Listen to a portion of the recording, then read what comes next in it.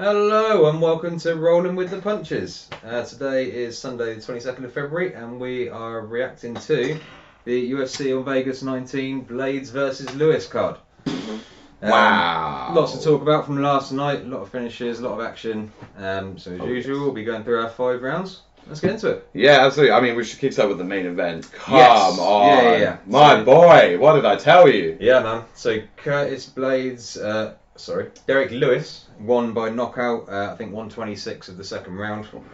What a knockout. Oh yeah, That Blaydes was stiff as a board. uppercut was insane. It's a really interesting fight. I mean, the first round, there's a couple of attempts by Curtis Blaydes to get it to the mat, which didn't really work, but his striking looked really functional. I was actually quite impressed with how good Curtis Blaydes' hands looked. Yeah. He's not known for his striking. He's very much predominantly a wrestler. No, completely. But but Lewis's chin is made of something else. He's always got that right hand behind him. It just seems to it's unworldly. And as we saw, he waited for that moment. He knew that takedown was coming. He read that situation completely and wound up. The first round was pretty much mostly contested on the feet. Lewis landed a couple of good shots, but mostly controlled by Curtis Blaydes. And it was an eye poke. The last 4 or 5 seconds of the round, I don't think it was really affected anything there. But yeah, second round started and fairly quickly Curtis Blaydes went in for another takedown and Lewis just timed that uppercut perfectly. And then another couple of follow-ups. Went to finish the job as well. Yeah. Another couple of follow-up shots, which I'm not entirely sure were needed, but you never know. I mean, this is the referee's job to get in there and stop it. You're told to fight until you don't fight anymore. So, yeah, very convincing win by Derek Lewis there. We'll get into some more sort of matchmaking possibilities for him later. He did mention Overeem as his over afterwards, which again we'll talk about, but not the fight I want to see. No, I mean they've been talking shit about each other for a while, more like respectfully. Yeah, no, I hear it, but I mean at this point, interest in it. With someone who we know is coming up, we'll cover that. We'll get to that later. But yes, that Blaydes versus Lewis, as I say, not a long fight, but certainly an impressive finish and one to go back and check out. I think that's definitely going to be on his highlight reel from here on out. Definitely. So round number 2, Vieira. Skye versus Vieira. Skye winning that fight 2 rounds to 1 by decision. For me, it was the right decision. Yeah. I was surprised it happened. Honestly, I thought it'd be kind of another stepping stone to Vieira on her way up. When she's done a hell of a tear, apart from that one loss to Aldana, which she did bounce back from. She won a fight afterwards. Yeah. I thought Vieira would probably be the next person to step up and get beaten by Nunes. Absolutely, I said the same thing. But Skye's groundwork was. It was fine. She looks a lot great. better at bantamweight than she did at featherweight, and she was brought in as a bit of a sucker for Chris Cyborg to beat, which is exactly how it transpired. Yeah. But no, since she's gone down to bantamweight, she doesn't look too bad, and it was a very impressive win. I was surprised, especially for someone with a taekwondo background, to really suddenly looking capable on the mat, which is not really something you could ever previously say. No, and a fantastic finish as well. She went out. I think if that had gone on for 10 more seconds, she would have got the finish. I think so. Yeah, I mean, Vieira looked a bloody mess at the end of that. Absolutely. Fight. It was almost like Blaydes versus Overeem. Yeah. Those elbows were just slicing her up. I mean, training with Santos seems to have done her some good since that relationship's developed. She seems to have taken an upward turn. Yeah, no, she looked quite. Every time she was on top of her, she seemed calm. She knew what she was doing. She knew that she just needed. Yeah, she didn't look panicky. It's often the case with strikers. They hit the mat and all of a sudden they don't know what to do and start flailing around, just trying to get up. And she seemed perfectly content to be on the mat and kind of engage with her. So, yeah, impressive win for me. I didn't see it coming, but very impressive. I think she'll probably need another fight before she goes and challenges to the title. Whether Nunes will still be there or not by that time is debatable, and Nunes has mentioned retirement a few times recently, having a new daughter and things, new child anyway. I mean, that's going to change your life. That's going to change what you want to do. She can't just keep. I mean, she hasn't got a lot left to prove anyway. I mean, she's defended both belts several times by now. She's got a fight against Anderson coming up. I kind of think she might retire after that. But I think Yannick Skye will probably need another fight before she gets that title shot, but certainly one to keep an eye on. Yeah. Hopefully she can kind of make it when she's already been an Invicta champ. So, speaking of ones to keep an eye on, my word, my fight of the night. Round 3, Aspinall versus Arlovsky. Wow! And we said yesterday in our preview show, if you haven't seen that, go and check it out. But we said yesterday that Aspinall was that was one of the fights we were looking forward to. We can see what Aspinall could do. Actually, one of the things we mentioned, it would be quite nice to see it hit the mat and see if his ground game is as complete as his striking game. And sure enough, complete is another word for it. A transition within 4 seconds. That was hella quick. Yeah, he hit the mat and instantly his arm was around Arlovsky's neck. And I mean, I'm fairly sure I'm right in saying that's the first time Arlovsky's ever been subbed. I think so. He didn't look very happy about it. He audibly shouted afterwards, but. Yeah, man, it was a very complete performance by Aspinall. He was bossing it on the feet in the first place when he had a good flurry. Arlovsky nearly got finished against the cage quite early into the first round. It was bad. No, I thought that was it, but no, it went on to second. The hand speed for a heavyweight is frightening. He seems to have, like I said, a very good ground game to complement his striking. Mm-hmm. He's a big dude. He's 6'5", hitting the sort of getting up towards the top end of the heavyweight weight limit. So, yeah, I'm really excited to see what he can do going forward. I'm glad that got moved to the main card. Yes, yeah, me too. It was certainly one to keep an eye on. It was a really brilliant way to open up the main card. Definitely a performance bonus going that way. It was impressive. I mean, I think he's on a 3 or 4 fight win streak in the UFC now. So Tom Aspinall is certainly a guy I'm going to keep my eye on going forward. I think, given a year or two and given the right matchups, he could be certainly in line for the belt. Mm-hmm. Barring maybe a bit of a logjam at the heavyweight division, but yeah. The heavyweight division's looking good now, though. I mean, there are some good matchups coming up. It was stagnant for a long time, and the one criticism of the UFC, well, most of the heavyweight divisions throughout MMA, certainly since the Pride's dissolved, is you tend to get like the B-League athletes in there. If people were any good, they go on to NFL or boxing and they earn real money through that. But there seems to be a lot of good young up-and-comers, really well-rounded fighters. There's a lot less people who just kind of stand and bang in the middle.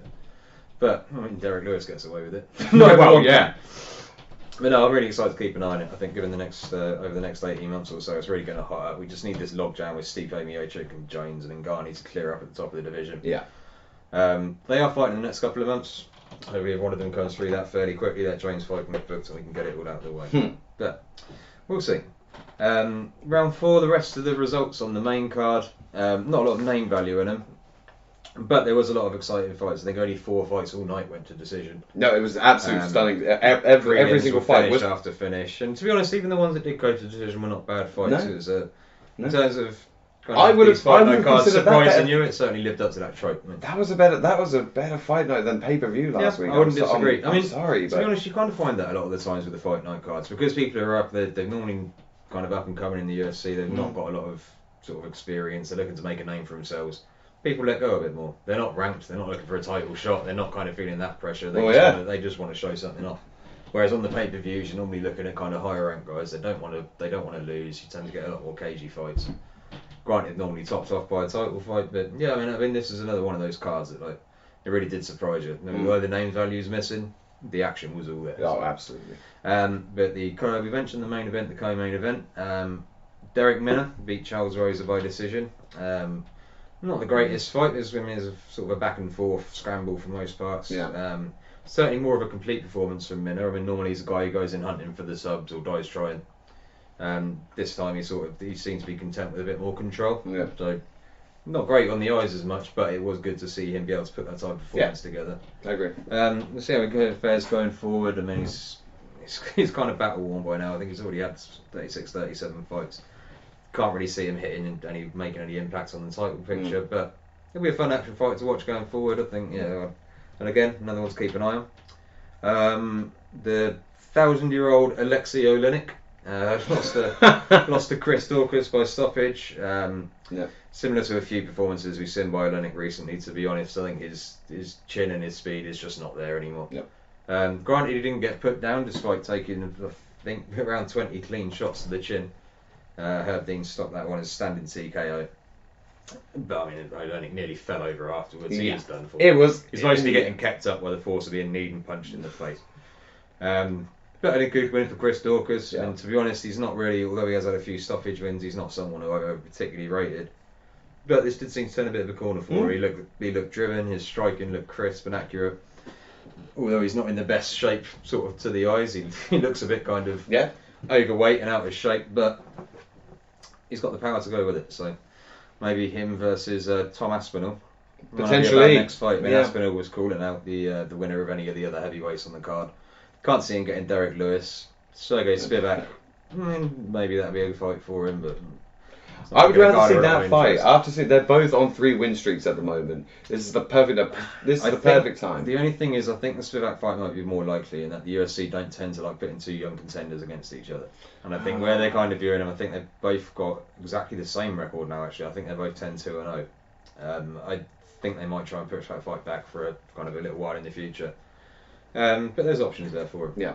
But yeah, impressive win by Chris Daukaus. If you didn't watch the finish, then go and check it out. The other fight in the card that we haven't discussed is Phil Hawes versus Imavev. Again, not that fascinating a fight to watch. Hawes, I believe, won by decision in that fight.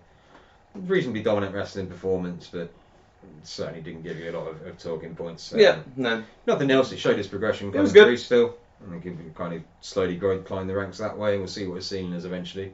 So far, so good for him, but again, maybe want to go and make you a cup of tea for while that fight's on. Which brings us on to round number 5, heavyweight matchmaking.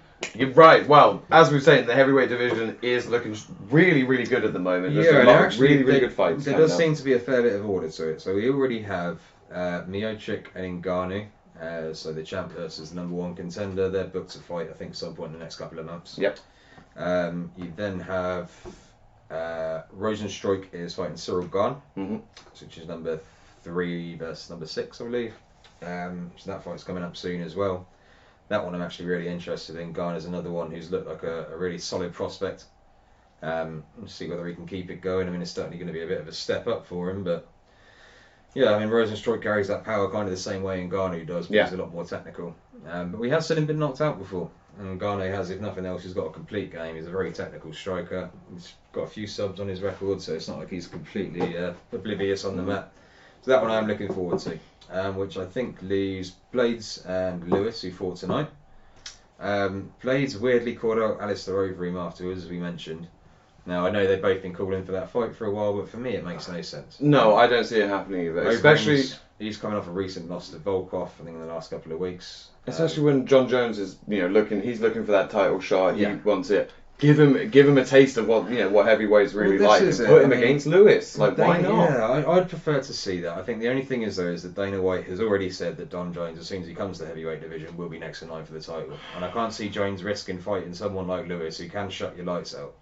I get it. I mean, I'm saying it as a fan, and and you want to see that. Definitely, I agree. I would like to see that fight, but I just can't see Jones taking it. Then either that, or he'll fight. Then he will just fight literally anyone else, knock him out, and then he'll be next in line. To be honest, I would rather see him rematch Volkov, if anyone. Volkov's been on a good little run recently.